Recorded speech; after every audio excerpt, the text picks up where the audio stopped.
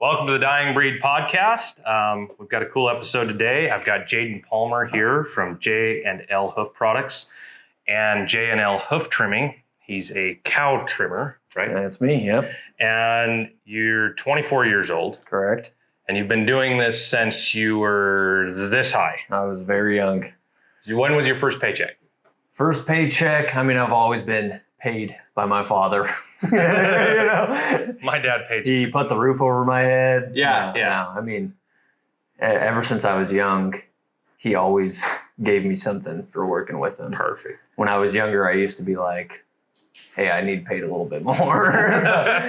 But I don't know. As I got older and could actually receive things a little bit more, he definitely blessed me a lot more. Perfect. So your business, your family business, how long has that been around? So it's 3 decades now, the hoof trimming part. Hoof trimming's been 3 decades, 3 generations. My grandpa and my dad started it together.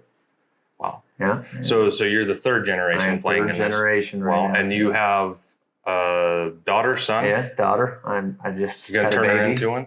Yeah, I don't know. Well, she's a girl. She's 4 months old. I hope not to get her into the hoof trimming part of it. Right. Maybe the hoof product side. Right. Of it. She might have a future in that. But. So, and we should mention that. So you started 4 years ago this right here, Yep. J&L Hoof Products. Yep. And we'll get more into that later about why you started it, how that came about. But I kind of want to talk about, we'll start kind of early on, how it was growing up. You talk a little bit about your morning routine.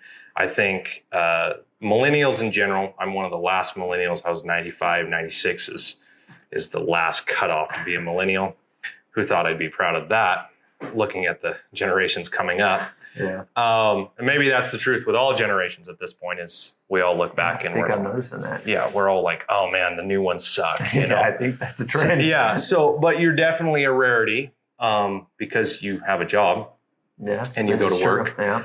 And work ethic. We talked a little bit. We met yesterday. Yes, we talked on the phone a little bit. Yeah. And we just threw this podcast together. And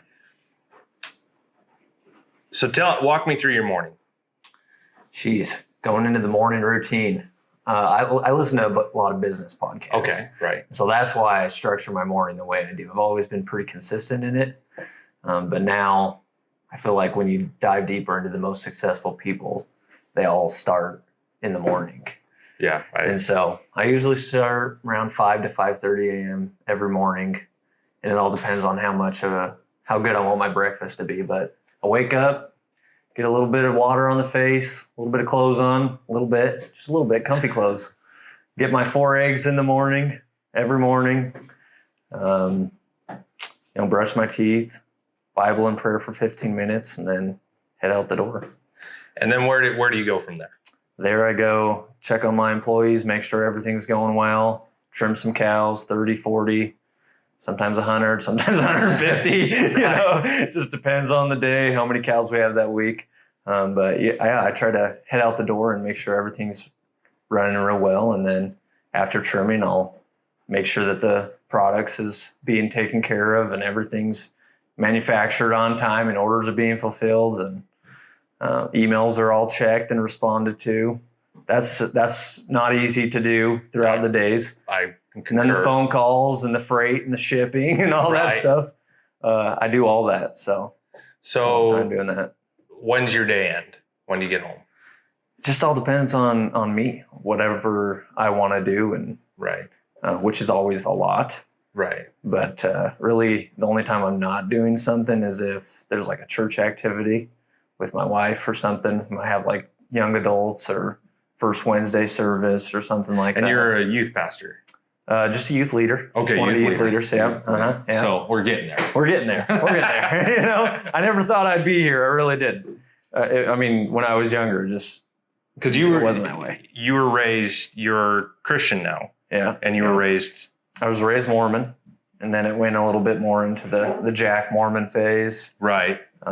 Parents were divorced when I was 11. Should we explain to people who aren't familiar with Mormons, Jack Mormon? Mormon is the people that call themselves Mormon, but don't really go to church maybe once in a blue moon, or are involved in a sense, but not really involved, but really want to just have the title of I don't know.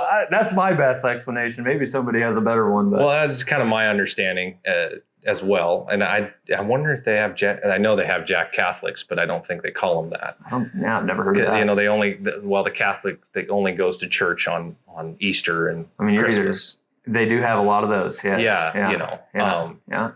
But, and so was it how you were raised that started you early in the morning? Was it something you developed? I think, I played a lot of basketball too. Okay. And so. Do you think sports contributed to your drive? I think so. I mean, between like all summers, when school was over, it was summertime, I'd go work with my dad's employees and with him. And I always had that like grasp of get up early and get to work, baby. And so I was always working in the summers, and then basketball too. I mean, there's so much structure in that. I had a really good basketball coach from junior high all the way up to high school. And he was so prepared and organized. And we didn't just have a million plays ourselves, but we knew every single other team's plays, and we practiced them. And I don't know, the routine was like scheduled minute to minute. Every minute we were doing something and it was just so structured. And I feel like that's really shown my structure in my days now. So I have an app now where I structure every minute of my day the night before. And so I have my hour and 10 to 15 minute routine, 15-minute Bible prayer, and then however many cows I have that 3 hours, and then the office time, and then if anything else is scheduled that day or meetings, it's all. And I think a lot of that has to do with that organization of the basketball and the team and whatnot. I think it's interesting because I don't have employees. It's just me, chief cook and bottle washer. Mm-hmm. But owning a small business or owning any business at all, there's no one telling you to get up. There's no one telling you to go to work. And I think a lot of folks really struggle because they're like, I want to own my own business. I don't want a boss. Mm-hmm. And they don't really understand that your boss now becomes everyone because you're having to supply or you're having to do this, and you work harder. It's so much more. I've done both. Yeah. I've been the employee that just trimmed cows at first. Right. And then just went home and then did whatever else. And how much less stress was that? Dude, it was amazing. Like I preach it now. I'm like, man, you know how easy it would be if I just trimmed cows and went home. Right. Even if it was just the one job. Right. Even if I only owned the hoof trimming. Right. That would be so easy. Compared to what I'm doing now, trying to do both businesses. And I mean, the local is still hard, still has its challenges, still real, difficult. But it's nothing compared to the across the United States trying to get out of the country kind of deal. And it's just a whole different ballgame. Well, and I think diversity. I think small business in general, with the economy we're in, with the climate we're in, you have to diversify. The days of being able to work at one job, make enough for a family, support your family, blah, blah, blah, they're just not there anymore. No. And you're doing that. You're going out, you're trimming cows, you're doing your hoof products, and then you're even talking about going further. And since we've been talking the last day or two, I'm like, you need to be on social media, you need to be doing this, which just adds another hat that you have to wear. With your employees, what are you seeing? Like hiring, are you hiring younger guys, middle-aged guys? Where's that fall? Man, I mean, we're hiring right now another hoof trimmer. And I don't want to be like biased on the age because I feel like it all depends on that person. I'm young, so it's hard for me to be like, well, this person isn't going to make it because they're young. And then also I don't want too old because it's a very physically demanding job. But I'm kind of looking for that fine line of a little bit of both. Right. Where they have the experience, they've seen the other environments and cultures and jobs that aren't that, maybe they are healthy, maybe they're not, but they have a feel for what's out there. And then I'm hoping that if they get established in our company, that I create enough core values and culture and just a team effort that's easy to work in, great benefits, work towards bonuses. all that stuff. We've changed so much. You look back, the guys that when I was 18 working, the guys that I worked with were 50s, 60s, and they were the ones that were running all us young guys. Mm-hmm. And I remember sitting there with a gentleman. I was cleaning grass seed. There's a lot of jobs I've hated. That's probably one of the top 10. Like I bounced around. Why is that? You're in a factory all day. You stand at a little conveyor belt and you fill grass seed bags, stitch them with a little label in it, and then stack them on a pallet. And you do that all day long. That's all you do. Yeah. And the dust and the dirt. And then if there's no bagging, you just grab a broom and you walk around the plant getting dust off the floor and sweeping it into piles. And so I hated that job. Mm-hmm. It wasn't for me, right? I did it for 6 months. I showed up to work. I did it. But there was a guy there that was 30 years. He'd been there 30 years. And I asked him, I said, well, why are you still here after 30 years? Why? He was a smart dude, could have been anywhere. He had a college education. Not that makes you successful, but, showed that he had some stick-to-itiveness. Obviously, he'd been there for 30 years. And I asked him, why are you here? And he goes, well, my wife and I married when we were 18 and had a kid, and then another kid, and I had to provide for him. So that's why I'm here, because this is the stable job. This is where we lived, and I've stayed here because it was stable. Mm. And I think a lot of people are we have to be happy now. The kids are told, do what makes you happy. Mm. It's okay, but you're never really happy. Yeah. No, I mean, I've seen that. I've seen that where people are just never happy in their job. It wouldn't matter if they were a billionaire. Yeah. I think the thing is you have to choose that happiness. For me, I needed that stronger foundation of God in my life for the true joy. But on a happiness level in the work job, it doesn't matter whether it's easy or hard or a good day or a bad day or whether poop gets kicked in your mouth. We were discussing lands on your face. It doesn't matter. It's going to happen, and there's nothing you can do to control it. And so you have to choose that happiness. And I feel being a business owner, you have to mentor the guys under you, right, to have that same kind of thought process, or else a job like ours, the things that we're doing and the blue collar work that it is, nobody's going to stay. No. Well, and again, I think the environment's completely different. You say things like creating an environment, creating bonuses, creating a moral within your company. Mm-hmm. I think 50 years ago they didn't have to create morals. No, because the idea that you got up, went to work, did your job, followed through was taught. It was there. Mm-hmm. So your dad and your granddad, that was part of the gig. Mm-hmm. And now it's something that we're having to teach employees. Oh, yeah. And I hope that the pendulum swings a little bit and that we get back to kind of some of those basics. But that's the whole point of this podcast, the dying breed. Yeah. You're a rarity. You're 24 years old. You're married, you have a kid, you're moving forward, you're successful.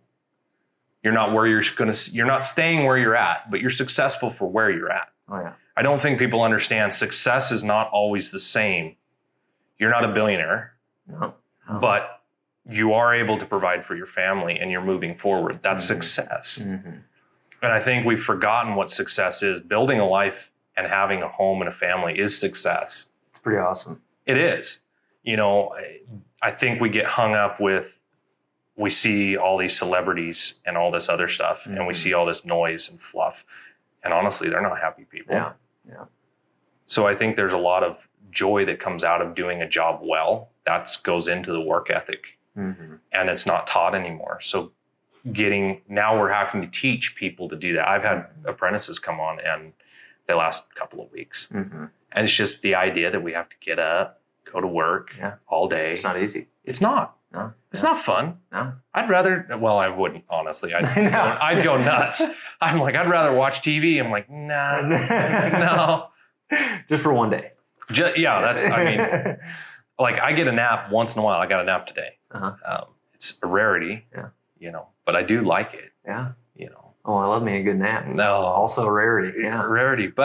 And I think, I mean, you look at, I saw a statistic the other day, how much time we waste sleeping. It's a lot. It's a lot. Yeah. Like, and I like to sleep. I mean, I'm lucky if I get 5 a night. Yeah. I think you mentioned you have to have. Dude, give me 7, baby. You're what? You're in bed by 9? I'm in bed by 9, 9:30. And if it's 10 or past, I'm hurting the next morning. and I'm kind of upset about it too. Like if I look at the time and it's 9:30, I'm like, oh man, it's gonna be a rough day tomorrow. So let's talk a little bit about the differences between. So I trim horses, you trim cows. Yep. Probably everyone has. I wouldn't say everyone, but if you're watching my channel, you've maybe seen some hoof trimming. A lot of people that watch my channel also watch like Hoof GP. You said you've met him, yeah. Very nice guy. So what's the difference?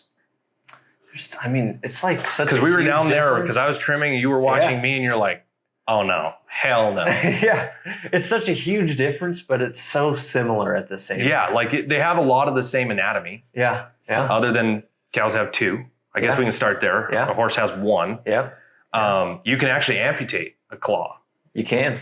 If it becomes too infected and non-usable. Yeah. You can amputate a claw. Yeah. I don't have to worry about that a lot personally. I feel like on these bigger dairies, I'm like, they just beef them.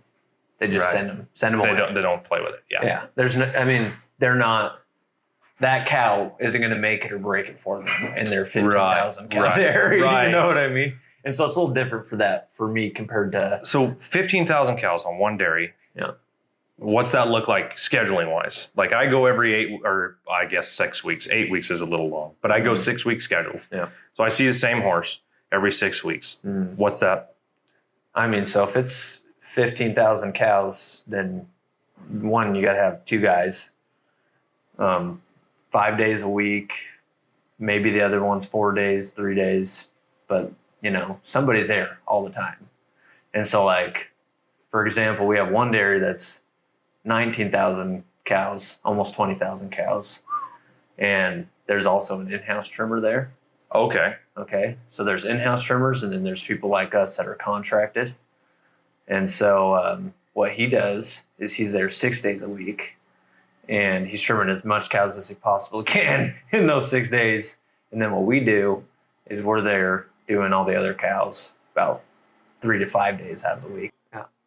You've got an in-house trimmer and you guys come in. How do we do that? Well, no.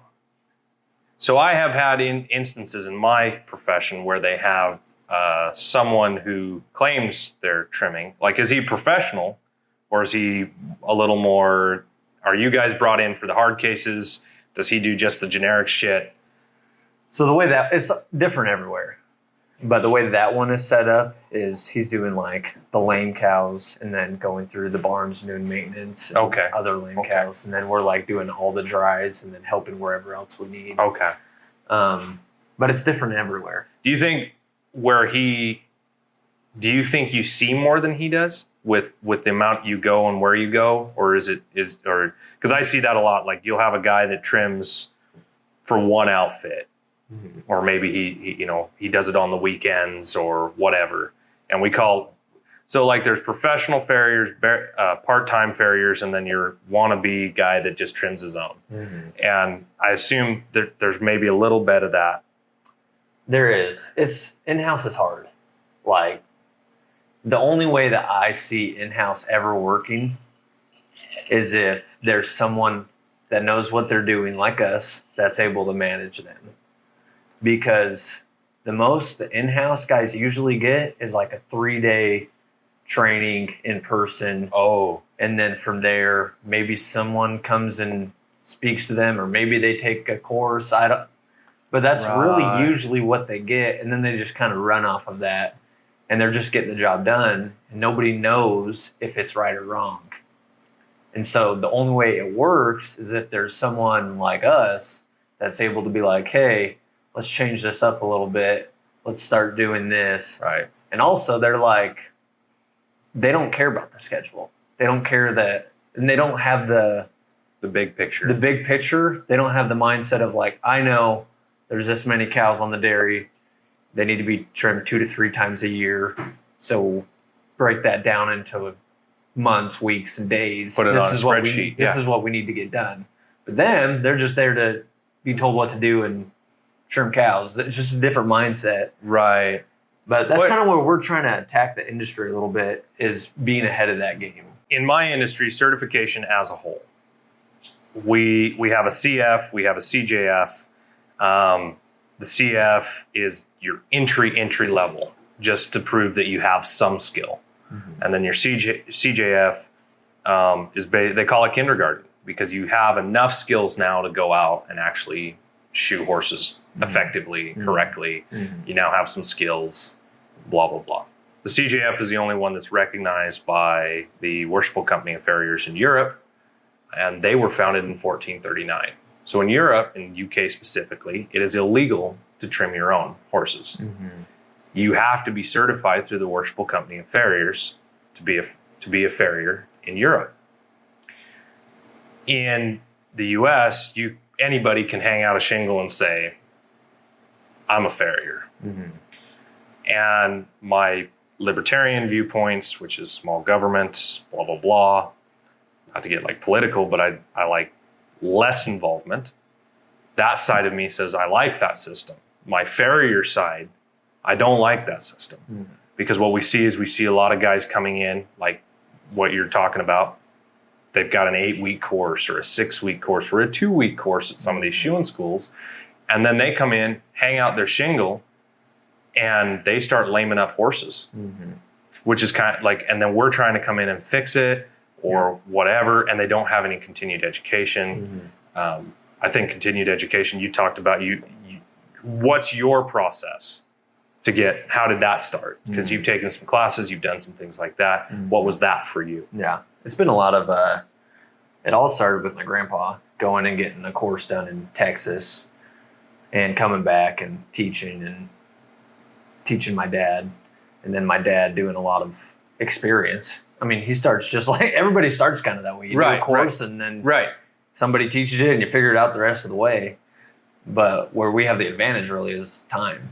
We've got the 30 years now. Right. And we've seen which works and which doesn't work and why it works on this dairy and not this dairy. And there's different methods out there.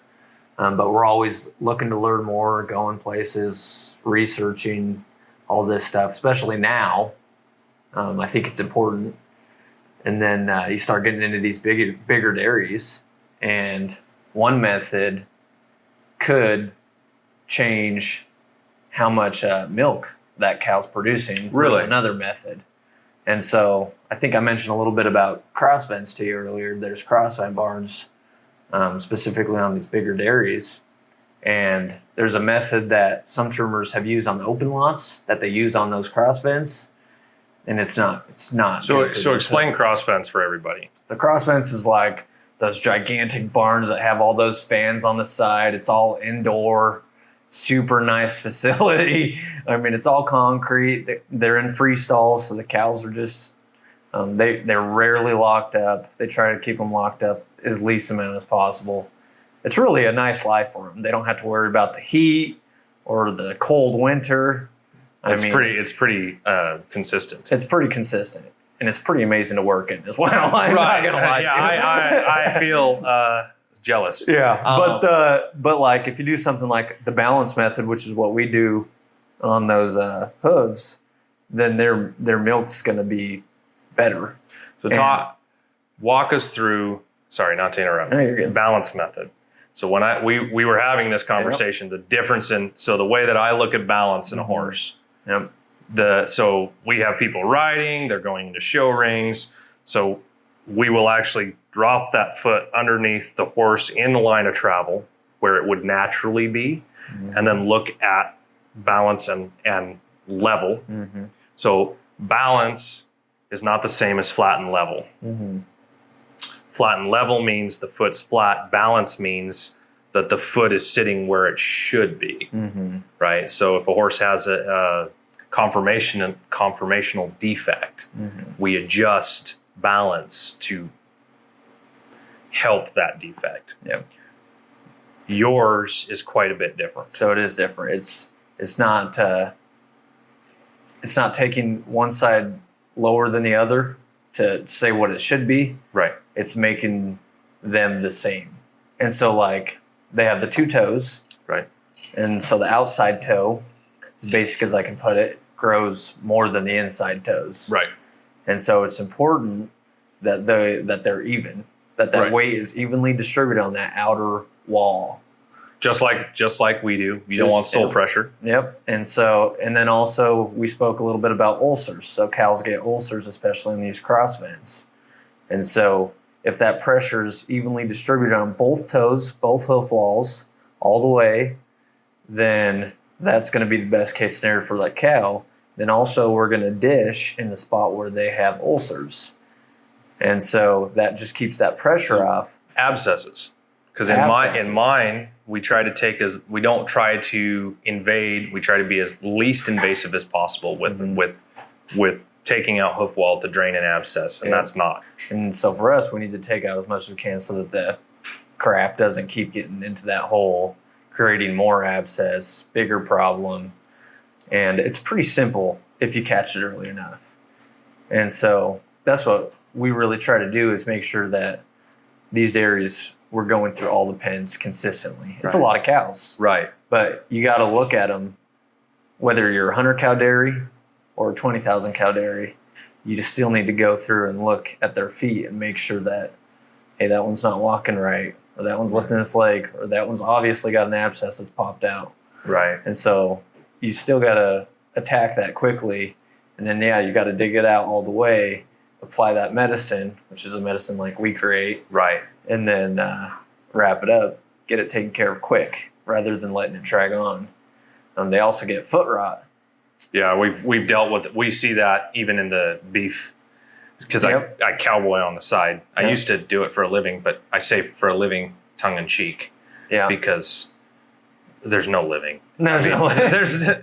Foot rot really can kill cows quickly. Well, so I tell people, I said, if you want to cowboy for a living, the only thing that you're going to have at the end of your life is a beat up truck, a couple of good dogs, a couple of ex-wives, and maybe a couple of good horses. And I'm sorry, but that's just kind of how it seems to work.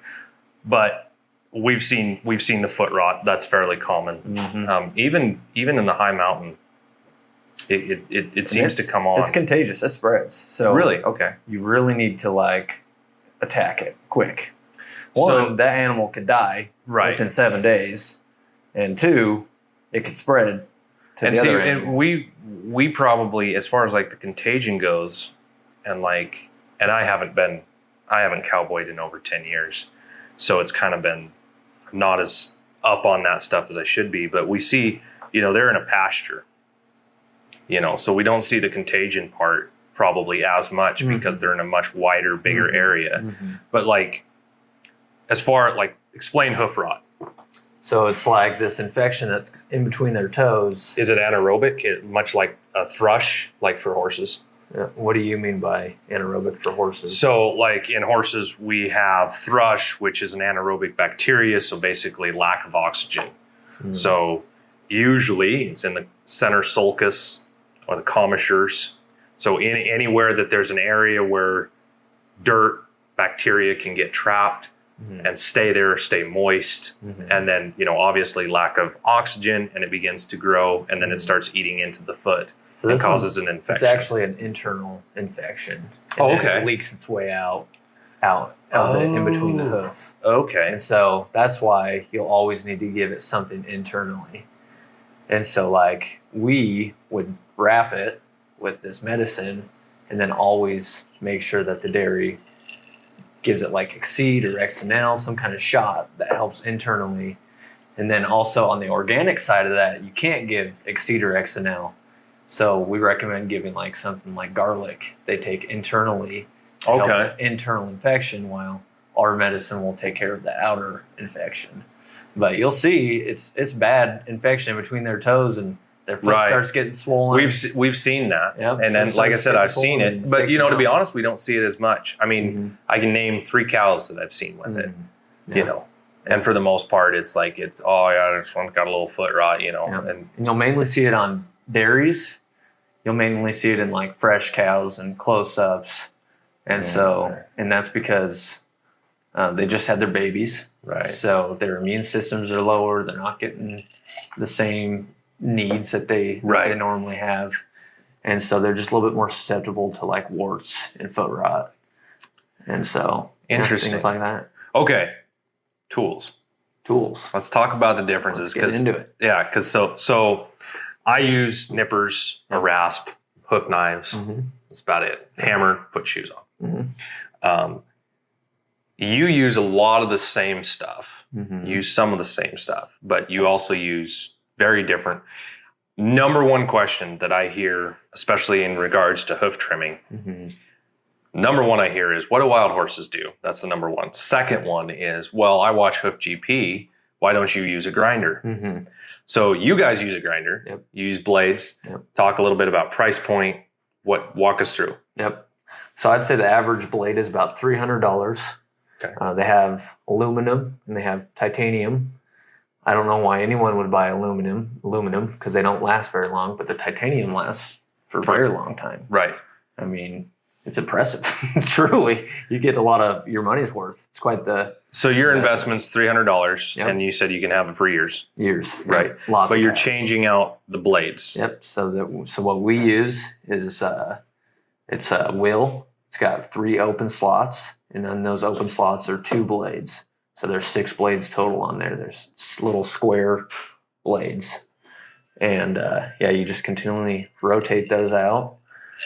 So you can flip them, so it's not like they just break immediately. You're able to flip and use different sides and then put new ones on. I go middle to the outer edge and go from there. So how long do those last, and what are their prices? Depends on the dairy. Depends on the place you're trimming. Depends on how many rocks you have. Some places have no rocks. Some places have a lot of rocks. Which we see that with rasps. I mean, if I go to I have clients that have pea gravel.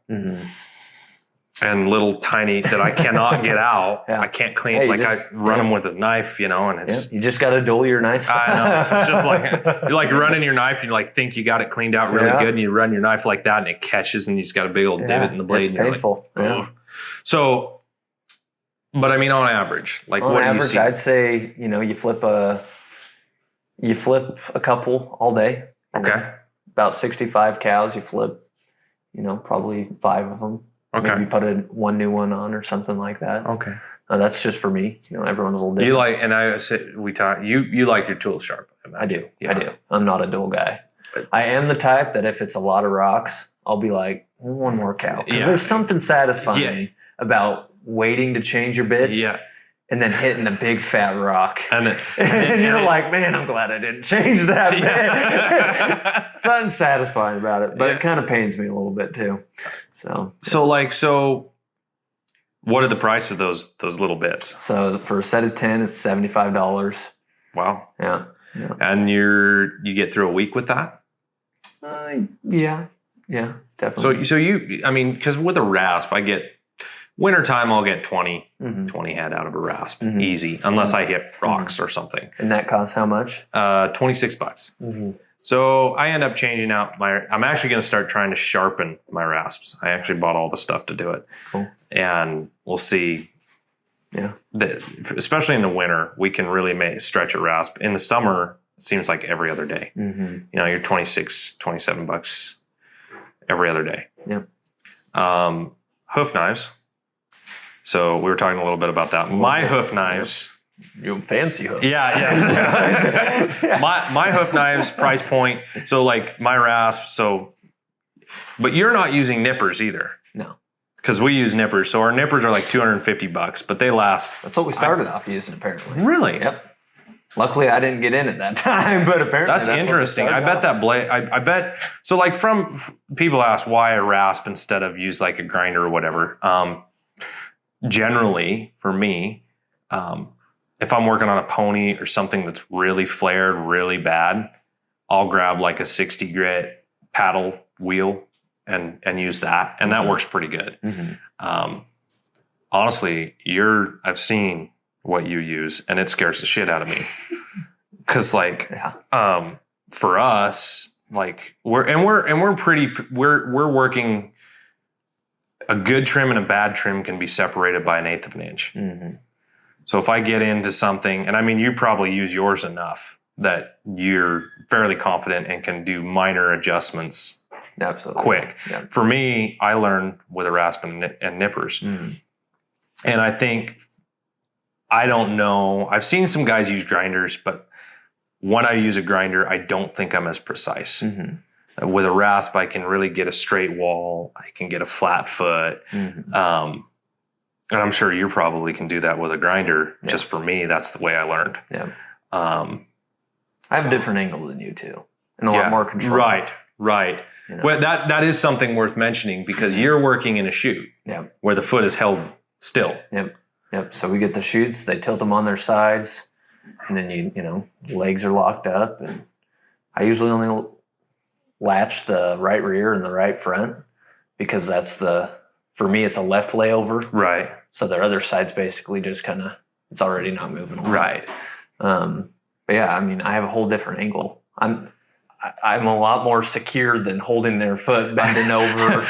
Watching your face when I was working the other day was hilarious. It looked painful. And the way you trust the horses, I've never, we spoke a little bit about that too. I've never had a trust for horses. Like cows, I almost feel like I'm one with them. I know what they're going to do. Right. I know which way they're going to turn.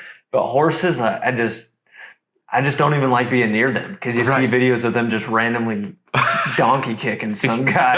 And I just don't even like standing next to them. And you're just right there picking up their feet, moving their butt. Yeah. It's just, I think you read cows.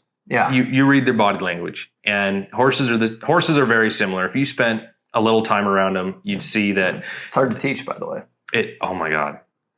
I've known some guys that were pretty badass farriers that were terrible, could have been badass farriers, but didn't have horse handling. Mm-hmm. And they couldn't, I had one gal here, and she was kind of trying to do it, and she could not. She didn't know how to put her body. Some of it's learned. Mm-hmm. Some of it's figuring out where to put your body. My profession is definitely your body, contorting your body to make the horse comfortable is huge. We just got done with a competition, and the third day we do a horse. So we do 1 foot and a specimen shoe. And the horse was really old, and the other guy really struggled with her because she was not wanting to cooperate with him. And I got under her, and I was like, well, she's not going to pick it up. So I legit did the horse off my boot. So I had the foot that far off the ground and did her that way, and she stood. Mm-hmm. So I'd rather take a horse that'll stand than trying to get it up off the ground so I'm a little more comfortable. Mm-hmm. So I think for us, that's huge. Trying to teach someone how to position their body to make a horse comfortable, that's a skill, and it takes time, and it takes muscle. But then also learning how to read that horse. And I get, if I get to the end of a long day and the horse is being stupid, young horses I'm super forgiving with because they don't know any better. Old horses that know, and I've shot them before, and they know how to be good, that are being absolute dinks, those are the ones that I start to get I'll get after them for it because I'm like, you know how to stand. I've done you for 3 years. This is unacceptable. See, I feel like the older the cows, the harder they get to work with sometimes. Yeah. I mean, and I mean, horses too, the older they get a little arthritic. They get a little, yours probably also, I know I've worked like rope and steers. Sometimes when they're worked more, they get a little rank because they're not afraid of you anymore. They don't want to work. I don't know how that plays out. Man, it's also back to dairies. And it's all about their management. Right. So if they have good management and everybody's taking care of the animals and they're in a good environment, they're well fed, everything, they're usually pretty chill. Not perfect. Definitely not perfect because they're still cows. It's an animal. I mean, but you get into the ones that are pretty poorly managed. Nobody's taking care of them. They're kind of, doing whatever they do to them. Right. Then they're kicking, they're turning around, they're trying to kill you. They want to fight. Yeah, it's a whole different game. So that's why I like specializing in those bigger dairies, because they're so much easier to take care of. You see more management. Yeah, the management is a lot better. It's amazing. We see this in horses. It's so similar, really. We see it, same thing. We go into some places, and the people that ride their horse as a whole, the ones that are going out, their horse has a job, has to do a job, they're better to work for because the horse is getting handled. I do some horses, and I show up. I do a few horses in particular that I show up, and I've tried to talk them out of shoes for years. And they're like, no, our horses need shoes. Okay. You're going to pay me more, but okay. And I go in there and I shoe these horses, and I'm pretty sure that from the time when I shoe the horse to when I come back 6 weeks later, that horse hasn't been pulled out of a pen. So the only interaction he has with humans is me. So those can be super hard because they're just not there. The ones that you saw, they're actually worked pretty good, but they're all young. The girls that own those horses they're also fairly young, and they tend to they could use a comeuppance. The horses could.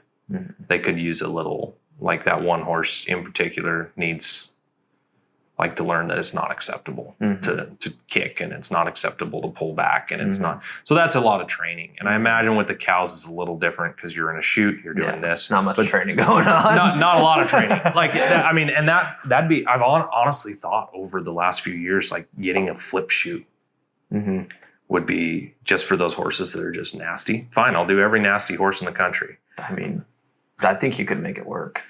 Yeah, but then do I really want to do that kind of work? Yeah. Because there's guys that do it. I got a Mexican buddy that shoes horses, and he gets the rank. I'm like, why are you doing these rank horses? I'm like, why? Like he sends me, like he was doing a buddy's horse, and the horse like lost it. And so the first picture I get from my buddy is the horse set back at the rail like a dog, and he's pulling back as hard as he can. I've seen those pictures. Yep. The next one I get is the horse on its side. And the next one I get is all 4 feet are tied together, and my little Mexican buddy's driving shoes on as the horse is laying on the ground. Looked at my buddy, goes, leave him down. He's your to-do. I'm like, I wouldn't have done him. I'd gone home. But for you, with the nasty cows. Yeah. We pretty much need to get it done. The only way we're not going to get it done is if they go into that chute and they just decide to lay down. At that point, it's a little too dangerous.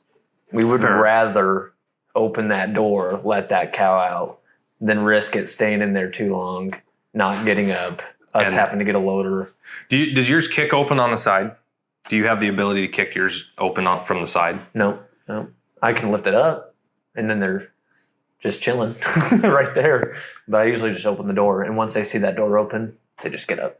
Oh, gotcha. And that's also an experience thing, that I have to mentor employees and whatnot with. You just open the door. It's not worth. It's killing a cow. It's not. No. It's not worth killing a cow. What's and I mean, there's some horses. I like the other day when you were there, that horse I was doing just before you got there. I looked at her. I was like, "Do you really want full sets on this thing?" She's like, "No." I was like, "Good call." Because is it really worth having a whole big fight and me getting hurt and the horse getting hurt? And these days, I mean, and you probably don't deal with this, but there are some people, and they're probably some of my harder clients to deal with. They're a little foo-foo. They're a little like fluff. I had one gal, I don't shoot for her anymore, so I can tell this story. I had one gal who looked at me. She was a psychologist, big surprise. Looked over at me and goes, I was whistling, and her horse, she goes, I don't think my horse likes you whistling. Oh, gosh. I'm like, I don't think he cares. And then a little while later, I was putting shoes on him, and he liked to rear in the cross ties. So he'd go straight up and just rip his foot away. Well, I'd gotten the shoe on like twice, just barely on, and that thing rips, and the shoe goes flying. And it's like the third time. And I really try not to swear around clients. I try hard. And I looked at that horse. I'm like, you dirty son of a bitch. And she looks at me and she goes, I don't think he deserves that. And I looked at her and I'm like, I think he did. And then some. Like, but those are the hardest ones because they're not like you work in ag. You don't I don't feel like you get to cross over into that like hobby farm or do you? There are times. I'll be careful with what I say because you never know who's going to listen. Right. I'm just being honest. But no, there are some people that take it a little too far in the extent of there should always be great cow handling. Right. Always. Right. And you should always keep the cow in the best interests in which our company does. Right. For sure. And that's like underneath our core values is like having the humility to work with those cows, you know, like take a step back. Right. And, our vision is to be the best trimming service in the area. Well, we can't do that if we're beating cows. Well, and not necessarily beating, but you've been in situations where you got to get a cow up. Yeah. You got to get them out. Yeah. And it can be a little aggressive. You need to shock them. Yeah. Sometimes. Right. And it's really hard when you can't.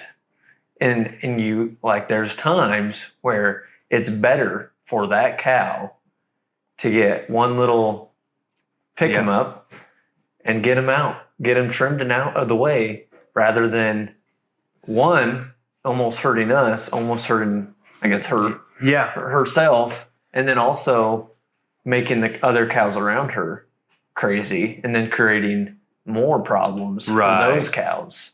And so it's sometimes, in some cases, you just need to, but sometimes that's not understood. Well, at some places. And that, I mean, we see, I've got one client and she's really awesome. She's got 2 horses. Yeah. Yeah. And they're usually great clients. Right. So the 2 horses, one, if I look at her sideways, we're going to have a bad day. Mm-hmm. Like all I have to do, hey, quit. Like she calms down. Mm-hmm. If I smacked her, my day would be over. Mm-hmm. She would never let me handle a foot again. She's just very high strung, very sensitive. Mm-hmm. Her other horse, and they're both massive horses. The one wears a size 3 and the other one wears a size 4. Mm-hmm. So they're feeder. Gigantic. Yeah. The other one is a big old gelding, and he kind of has like Clifford ears. He's like, and like I've often talked about, like, should we just start by kicking him? Like smacking him once just to see how the day goes, because we usually end up there throughout the process. Like he'll do something he knows better. And it's like, you really deserve some discipline, not beating, but a little discipline. And she's like, oh yeah, he needs it. Like that's his personality. But then I have clients who have that horse who needs, hey, focus, talk to me, listen. And it's training. Yeah. We're training. Yeah. Because we're going to see that horse and he has to stand for, well, that's a difference between us. What's your average trim time? Jeez, it's like, it just varies, If it's a normal maintenance trim, usually 2 to 3 minutes. And then if it's like a cow that needs wrapped or blocked or something, it can go to 10 minutes maybe, 2 to 5 to 10 minutes. So my average trim is 20 minutes. Yeah. Yeah, so they also have to let me, like I can't make that horse do something. I don't think people understand. I can't make him let me trim him.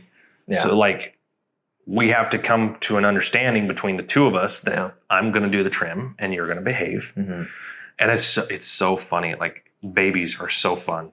I love babies, training babies, because like they're thinking and they're so honest. When they try to misbehave, they don't understand. Like they're trying to be bad, and it's so hilarious because it usually fails. Like I had one, and like I went to pick up his last foot, and he does this big old cow kick, like just big wide kick, and I'm like, that was I was so far out of the way, you couldn't have hit me if you'd moved 10, like it was so bad.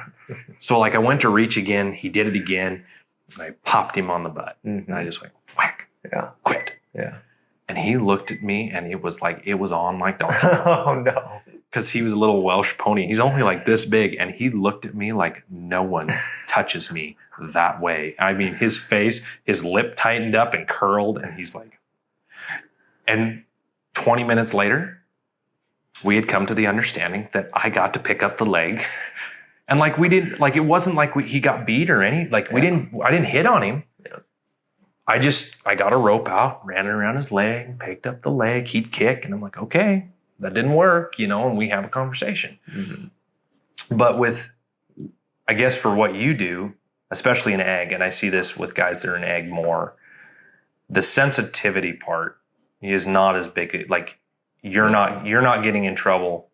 Well, it's almost, especially like when you're doing the jobs that we're doing, like you really have to get things going, or else you're not going to get the job done. And it's not like you don't want to spend a couple extra minutes. It's like we just need to be efficient with our time here. Right. And so we design these areas specifically for hoof trimming. Right. And so that's something that our company does, our hoof trimming company does different than a lot of guys. A lot of guys come in with their trucks and do it that way, which we do have one truck to do smaller dairies. And then if we're starting a dairy, it helps us out. But what we do is we put a stationary chute at the dairy, and then a whole hoof trimming area is built around that chute. And that increases the cow flow tremendously. Right. And so it's so easy to do. Your guys aren't having to get cows. into the pens. It's just, there's a flow. I mean, there's already 10 cows waiting to be trimmed. And then also their stress levels are way down because they're just following each other. Right. Just following each other. That's all it is following. And then they're just getting the job done, and then they're done, and they got nice, new, pretty shoes, and they're happy. So your price, just your basic, your 2 to 3 minutes, your average price. $7 a cow. Okay, so you're Unless it's in the truck, because truck is a little bit more inefficient. Right. I don't like it. It's less safe for the cows. It's less safe for us. So then we go 8. Okay. And we're like right there in the middle. You have people that come in and low blow, will do anything for some money, don't probably have no clue what they're doing. Right. And then you have the people that think they're high and mighty, can do whatever, charge whatever. And then, so there's them.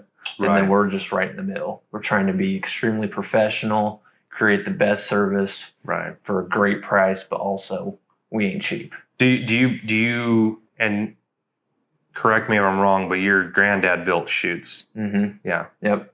And so he used to build the chutes and sell them. He retired. And at that point, we were just, trimming cows and making a little bit of medicine when he retired. Okay. And he was like hoping that we would take that on. But at that point, the vision wasn't there. I mean, we were just going with the flow at that point. Right. And so we're like, no. And so we just put things off and then started building them for ourselves again because we were growing and we needed them. And then we had local dairymen asking for them because they already have used them and bought them for my grandpa. So we started making them for them. So now we're back on track to where we're going to need to start building them again. So you're $7. I mean, differences, right? So you're 7. Yep. I'm 60. Yep. My average trim time is 20 minutes. Your average trim time is 2 to 3 minutes. So it probably comes out, we're probably similar time wise. Yeah, so, probably. Yeah, 7. If you're doing 7 and 2 to 3 minutes, that's, let's say 10 cows. That'd be what, 10? So we can roughly do 10 to, and it all depends on if there's one person or two people. Right. 10 to 25 cows an hour. I mean, me and my dad together, we can do things really efficiently. I mean, we just know exactly what we're doing, exactly where to go. We're not together a lot because we both got different things to tackle and different people to be managing. But when we are together, we can flow through some cows. It's kind of crazy the differences between, and I think we talked about, I'd love to come up and just hang out and just kind of watch because it's, you need to. It's so different than what I have to do, but it's so similar. Like a lot of the practices, like, you're using, I think you said $30 knives. I'm using 140 or 120 now. My knives are 120. Nippers are $250, $300. Rasp are 26. You're using a wheel using a grinder that's $100, wheel that's $300. Do you replace your grinders a lot, or do they last pretty good? I mean, we just use them a lot. I mean, every day, 5 days a week, sometimes 6 days, and so they're going through some. They're meant for construction and a little bit of grinding here and there. We're using them all day, every day, and so what brand? What brand do you recommend? DeWalt. Yeah. You're a DeWalt man. You like the yellow. I am, but I also like that their switch, their on and off switch. Oh, okay. So as soon as I let go of that grinder, it turns off. That's huge. So there's times where I'm bent over grinding in between their toes, and the cow kind of kicks a little bit. They can't kick, me or anything, but they kick up a little bit. Right. And it just flies out of my hand. And it's off. And then the wheel's still spinning a little bit because it was going so fast. But yeah, it's off. And so it's just way safer. Worst injury. Right. Wrong hand.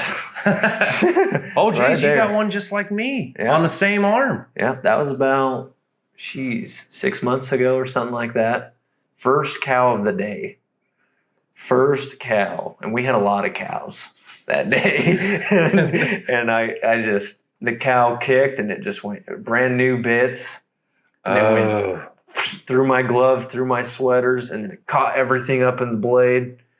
And then I took it off and I was like, I'm fine. I had my worker there and he's like, you need to sit down. I said, hey, we need to chillax. Everything's okay. Let's just get the sweater unraveled, which was very difficult. And then I think I'm fine. There was so much adrenaline so quickly. Yeah. I was like, I think I'm fine. And we start taking off and I feel blood. I go, I don't think I'm fine. And, I have talked about my faith a little bit. Right. I do believe in God. Oh, yeah. And I was extremely grateful that day because it went all the way just above my tendons. Wow. And so there was only one layer of film between my tendons and my arteries right there. Oh, Lord. And so if it would have hit it, I mean, there was just too many cows. I don't know, It's crazy to think about because I'm not super vocal about how I feel about my faith or whatever. Mm-hmm. But I don't know that anyone can work, especially in blue collar, and not believe in a God and not believe in some divine purpose, because there have been so many times that it's been like, that was close. So many times. And you're like, there's no way I'd be here. Maybe I'm here for the amusement of God. I don't know. But I know that I'm here because of him. Yeah. I mean, there's that saying, never run faster than your guardian angel can fly. Mm-hmm. I've pushed that limit a couple of times. You know what I mean? Man, I've been close to dying a lot. I've been shot before. Oh, really? We have a lot in common. You've been shot too? Yeah. Oh, man. I'll be darned. Not a lot of people can relate on that. No, tell me your story so I can tell mine. And right. Mine's not as good, I guarantee. Yeah, we'll make it quick. We don't want these people. I mean, they're probably loving this. All right. So I was 18 years old. We were turkey hunting. It was me, my dad, and my stepbrother at the time. And me and my dad were together in a blind. My stepbrother was separate from us. He shot at a turkey, and he said it went into these trees. And so it's just this field that has a patch of trees, Right. And so we're like, all right, we'll go on the other side, and we're all close in so that this turkey's screwed no matter where he goes. And so me and my dad drive around, and we get into like this triangle where we're all closing in on this turkey. I have no clue where it's at or what it's doing. But the communication wasn't there. So like usually everybody has a walkie-talkie or phone and we're good. Well, there was only 2 walkie-talkies. So I could talk to my dad, but I couldn't talk to my stepbrother. And my stepbrother could talk to my dad, but he couldn't talk to me. Oh, Lord. And so my dad's on the radio. We're all pretty close, getting close to each other. And he's like, hey, you should be coming up on Jayden. Jayden should be in your vicinity. Just watch out for him. Don't shoot him.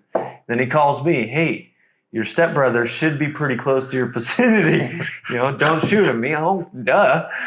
And so right when I hear that, I see him like walking by. He's like 35 yards out.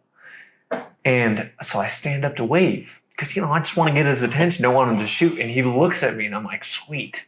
And he just pulls up. Bam.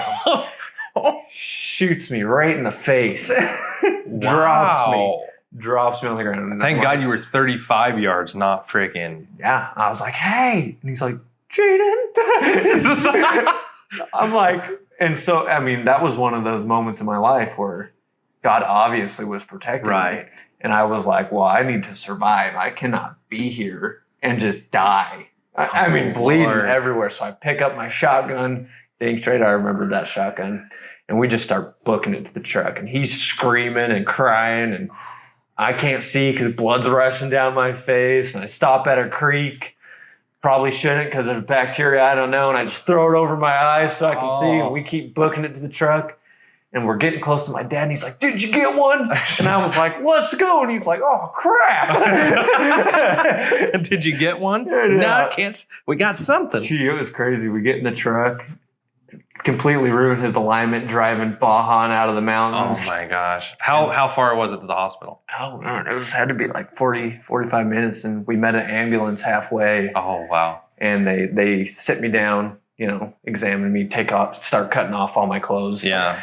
And the guy's like, hey, and I still need to get a hold of this guy. I don't know who he is, but he has horrible advice. I don't know who taught him, but he goes, hey, I was in the Army and I've seen a lot of bad things. He pats me on the shoulder. This is pretty bad. No, I'm like, what? You're kidding me.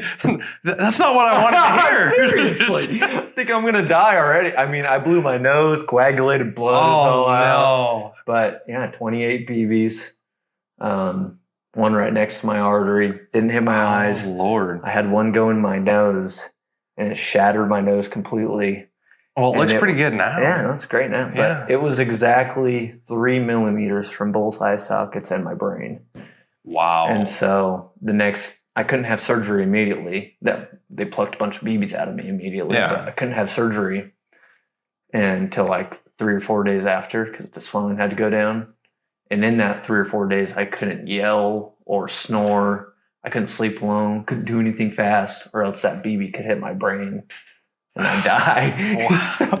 Wow. So there's my story. And I didn't know I thought we were going to talk about cows today, but That's pretty impressive, dude. Took some bullets. That's and that has to do with my faith. At the time, I still didn't know God. Right. And I'm a lucky guy. Well, that was impressive. I didn't die. Looking back now, though, I'm like, oh, wow. There's just no way. Wow. There's no way that all those BBs just hit where they hit. Yeah, and I think that's the thing. Like as blue collar, like the odds. Yeah. It's not just a lot of people have one bad thing, or not a lot of people, but I'd say, if they're not in blue collar, especially, like one bad thing will happen to them. Mm-hmm. They're like, oh, cool, I got lucky. Yeah. And then like a blue collar guy's like, shit. It's almost every day. Yeah, like you're always like, oh, that could have been. My wife were coming home from the gender reveal, and I'm driving, dark as heck. We're coming down the road, and I don't know how I saw him, and maybe I didn't see him. I don't know.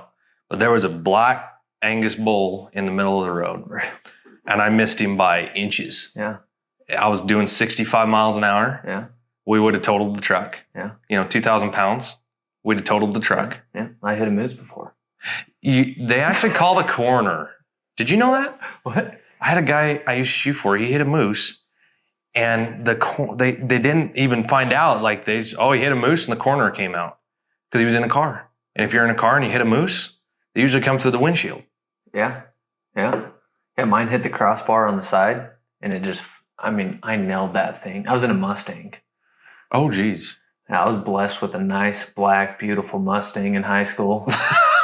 You were one of those boys? I was one of those boys. Went flying. Hit the crossbar. Didn't go through my windshield. again with my stepbrother, that same guy. You know, I hate to tell you this. You've heard of Cinderella? Yeah. Yeah. Uh-huh. I don't think I'd hang out with him no more. Yeah. Well, that's my bad. I like the guy. He shot you. That's impressive. That's really impressive. Yeah, we had to get through that, but it made us closer. I imagine you had to get through that. So let's talk. Let's get back on track here. What are you talking? Give the people what they came here HD, ADHD, high definition attention deficit disorder. Okay, so 4 years ago you started a business. Yep. It was J&L Hoof Products. Yep.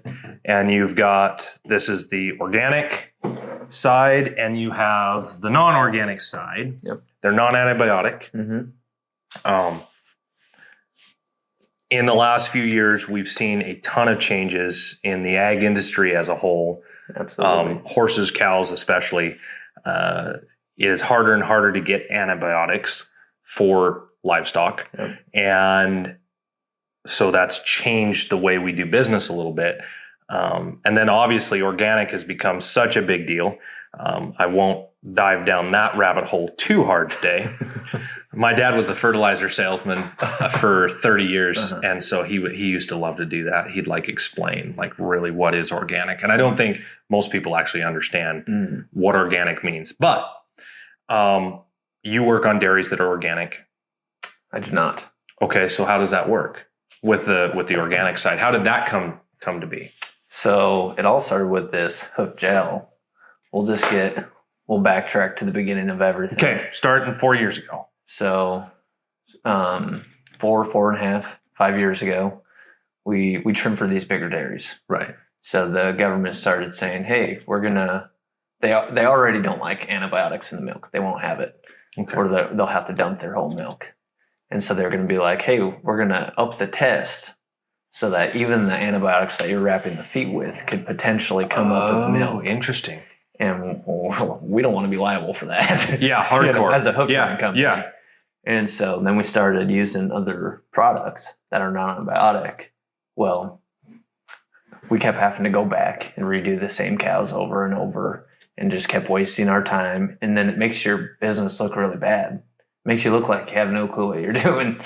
Right. And so we came out with this first gel just for ourselves, just for our business at the time. Right. And just for everybody, and for those that are on camera, you can see it right here. Mm-hmm. It is a legit gel. Yep. And for everyone that's listening, it's blue. It's got some white granulars in it. Kind of feels, as a whole, kind of a granular gel. Mm-hmm. And I believe you said it's a copper sulfate base. Yep, it's copper base. It's got stuff to balance pH levels and antibacterials and inflammation and all that stuff. So you developed this because what you were trying to use, I think we discussed that. So I use copper sulfate, or have in the past. We're going to start trying to use this. Yeah. But I use copper sulfate, and they charged me $30 a freaking little bottle, which drove you. So for you, you tried, I think you said you tried copper sulfate, you tried some other products. Yep. And so when we were trying to make it, that's when we used that copper sulfate. Oh, okay. And then it was burning the cows. It wasn't getting the job. It wasn't healing them. And so then we're like, well, crap, we got to work a little harder on this. Right. And so we started adding stuff, doing research, a lot of trial and error. And you've done most of the research here, haven't you? Yes. Yes. Yep. This is your baby. This is our baby, yes. Yeah. And you do, and then you kind of had another problem because you finally developed the gel, and then you tried to come up with a spray using the same ingredients, and that did not work. No, absolutely not. It was crazy, wild. If anybody knew what I was actually doing in that little shop of ours, it's pretty big. But the mad professor. To me, it was little. In our little lab in the big shop, it was wild. I mean, I'm not how many years qualified to do what we're doing. Right. No. Well, but I mean, again, qualified is probably a little bit subjective. I think so. Because I think everybody starts something. Right. And so it's the same thing in our industries for trimming. Right. somebody started that certification who had no certification. Right. So somebody came up. Somebody came up with it, and then improved upon it. Yeah. And then with yours, how many years did it take you to get to where? So it took us a year and a half before we actually started selling this. Okay. Because we originally made it for ourselves, and then it started working. And we're like, well, let's diversify a little bit.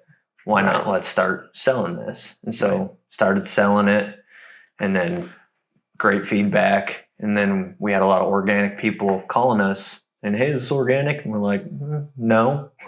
At first we wanted it to be, but it wasn't. And it's non-antibiotic, but not organic. So the organic people were calling, and you don't actually do any organic dairies. No. Interesting. And so then it was just a whole different market that we weren't reaching, and a whole different set of people that had absolutely nothing to heal their cows. So we're like, well, let's make it. And we thought we had this knowledge. It'll be easy. Well, it wasn't. It wasn't easy at all. It was actually hard. It was a completely different, and for everybody that's watching or listening, it's green. It kind of feels the same. Yep. It feels similar. Same base. It's a gel. It's copper based gel, and it kind of smells like an Italian meal almost. So the only difference is in the ingredients in organic and not organic is these ingredients are all natural. Even though this one's non-antibiotic, that doesn't mean they're natural. Right. So that's the only difference in these ingredients. And you say they works pretty much the same. Yep. You don't have really any differences. Yeah, they both do really well. The only difference is like in the healing process, you'll see with this non-antibiotic one, it turns stuff more into a powder and then it's gone.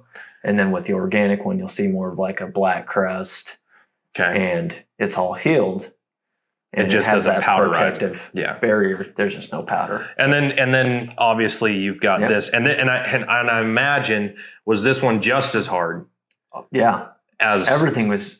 It was not easy. It gets easier, but they all have their own challenges. Right. So we started off with the first gel, went to the organic gel.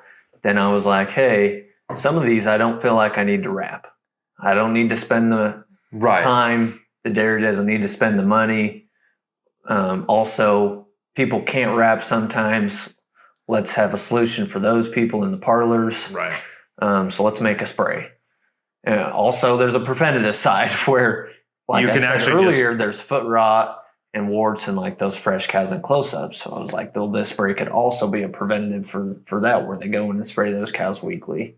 Right. And so the spray has a lot of different things that you can do with it, and that's why we came out with it. It's a little more diverse. It is. And a little bit more user-friendly, I think. It is. It is a lot more. And, I mean, because a lot of my clients,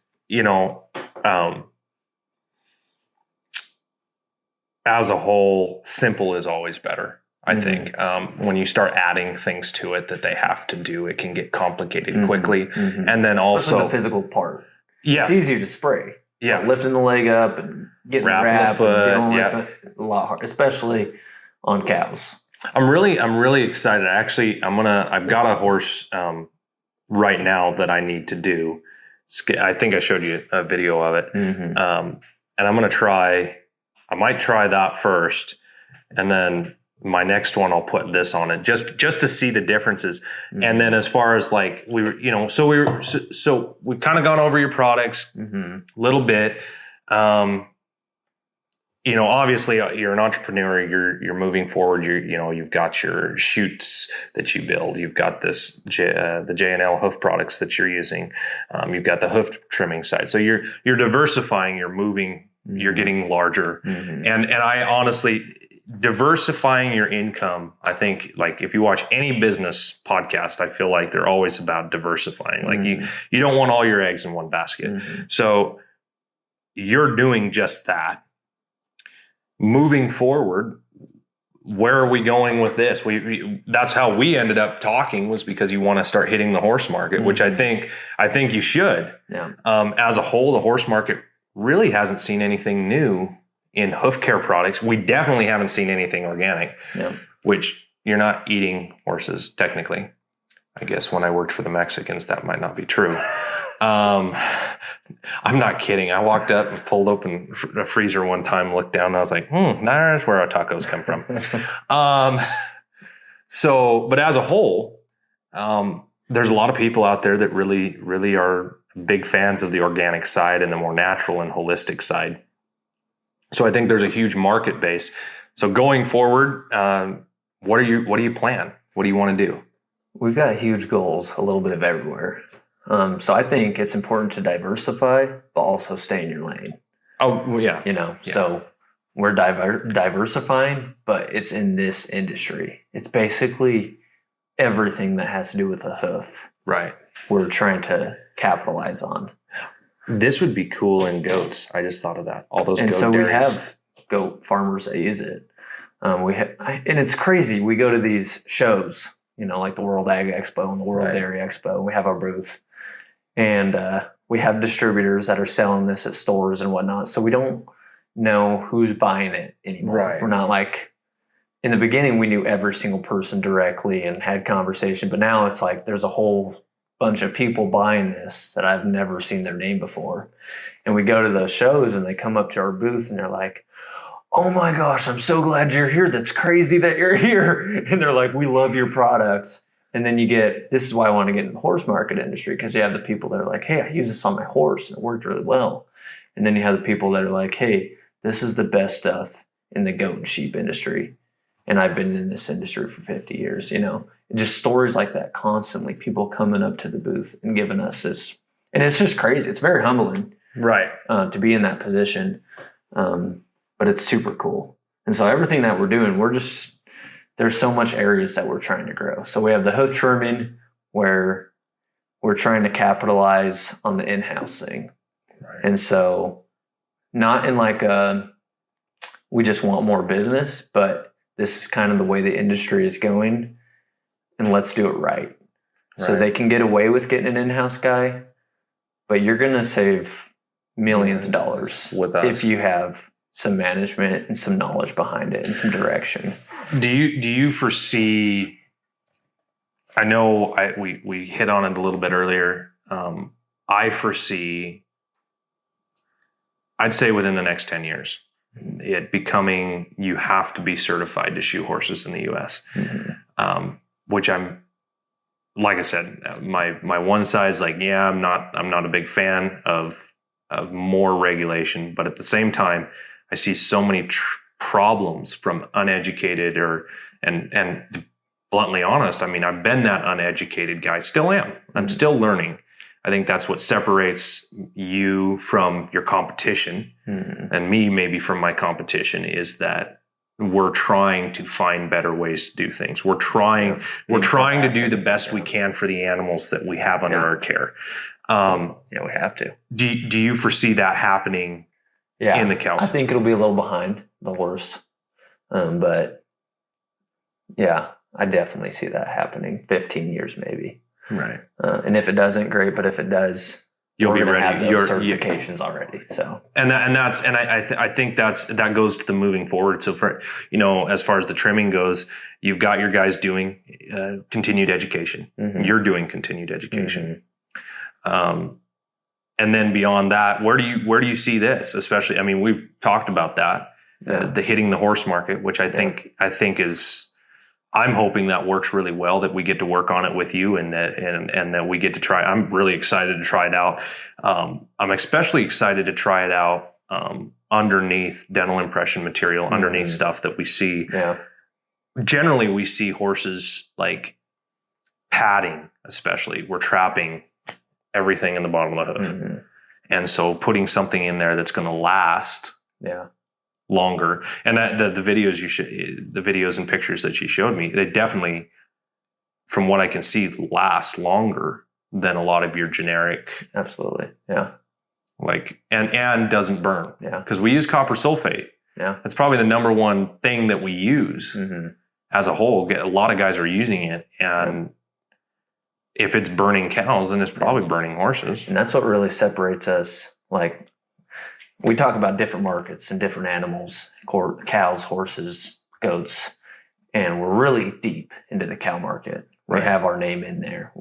we know it because we're hoof trimmers. Right. Right. But what separates us from the competition is most of those products are these big companies. Well, they're just trying to kill. All they want to do is kill. It's not a heal. Yeah, there's no heal. And so you see these before and after pictures. One, they're usually not taken care of. But two, it's burning. It's burning. Healthy tissue as well as. Yep. And so you'll see it's not good. And so that's what separates us is you'll notice that it's not just burning, but it's healing. And so a lot of people can't wrap ulcers in the hoof industry for cows. And that's because they're using products that burn and actually hurt that corium rather than heal it. And so our product, you can wrap everything with. And it doesn't burn. Warts, abscesses, foot rot, all the stuff. And it's going to get it done. But with the other products, they're too harsh. They're too focused on killing that.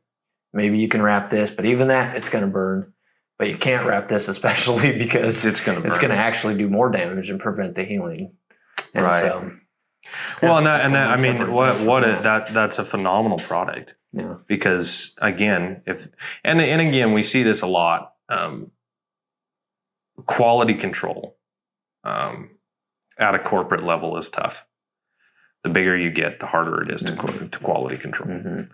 And then you see decent products get bought by bigger. Yeah. And then all of a sudden, it's not a good product anymore. Right. Because they're just nickel and diming. And that is the last thing that we think about when we're building these. I mean, obviously, there's a part that it has to be. You have to be competitive. Yeah. Yes. But we want this product to work. And so we're going to spend and invest whatever money we need to get the product to where it needs to be. And however much that costs is going to be fine because that's what we're going to sell it for. It goes back to that old school that it's disappearing. I don't think people see it anymore. I see it. I have a buddy that was in a saddle shop, made saddles, and he made saddles for 50 years. And people would come in and they go, well, can you make this thing that's from the local feed store? Can you make this for me? Yes, I can.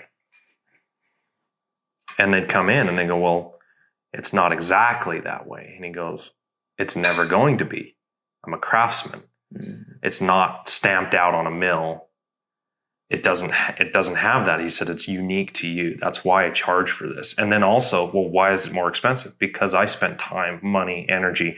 It's not just that it looks similar. It's that it has better leather, that it has better this, better that. We see this in the Farrier industry. The guys and a fellow by the name of Craig Turnka, he's one of the top guys in our industry, was talking about it at the WCB Winter Clinic this past spring. I think it was January somewhere. I guess that's not spring. But he was talking about the fact that as farriers, we need to be upping our skills because the time is going to come when that's what we're going to have to sell is our skill. And integrity, like as a craftsman, you do a job, you're selling your skill, you're selling your knowledge of cows. Mm-hmm. A lot of these corporations, I get it. Like some people go to school, they're a botanist or a, what do they call it? A chemist, but they don't know cows. Yeah. Yeah. And that's where I think, like you said, earlier you made the comment that, maybe I don't know what I'm doing. Well, you do, because you see it every day. You've tested the product. You've tested all the other products, and then you made a product that works. And you tested it, and it was probably a painful process. And maybe if you had a degree in chemistry, it might have been a little faster. Yeah, maybe. I don't know. I think I should have a degree now after all that. Right. but that's the whole thing. Necessity is the mother of invention. Yeah. So like I said, I'm super excited to see where this goes. Yeah. You mentioned the vision a little bit. We're getting more into the hoof supplies now so that we can take care of the hoof trimmer in a full. So we have the products now. Now we want to take care of their supplies too. Right. And so we'll be having our own wrap, someday our own blocks, glue, guns. Just so everyone knows, that's not a wrap for a pickup truck. That's actually like cattle wrap, vet wrap. Yeah. Yeah. I love vet wrap as a whole. Mm-hmm. actually one of the biggest videos I ever had was, and it was so stupid. People always were, on drafts, they have those feathers. I don't know, heard it both ways. And they come down over the hoof and you can't hardly work on the foot. Mm-hmm. So like we take them up and wrap them. Yeah. And I used this freaking green vet wrap that said Grumpy on it. And like everybody thought it was amazing. And I'm like, I've never been able to find another one. I was like, I'd use that every video just to, cause you know, I'm like Grumpy. That actually kind of, because I was like, everyone was giving me crap about it. And I was kind of like, maybe one day I'll get you your custom wrap. Oh, that'd be really fancy. Yeah. Anything for you. That's getting deep. Well, we just met each other. Yeah, you're it's right. just you're from Southern Idaho. You know, it's Idaho boys. We're a different breed. Yeah, mostly because our cousins dated. I'm not in that. You're not in that? I'm not in that. We already talked about that. That's Northern Idaho. Hey. Well, hey man, I can't thank you enough for coming on. Yeah, thank you. It's actually been super fun. I know we went way over time, but you know what? We had fun. Who needs it? No, our wives will yell at us later. So. Yeah, it's awesome. Well, hey man, it was a pleasure. Yeah. And we'll do another one. I think we're going to have to do another one. Yeah, we will. All right. Cool. Thank you, man. We'll see you next time. See you.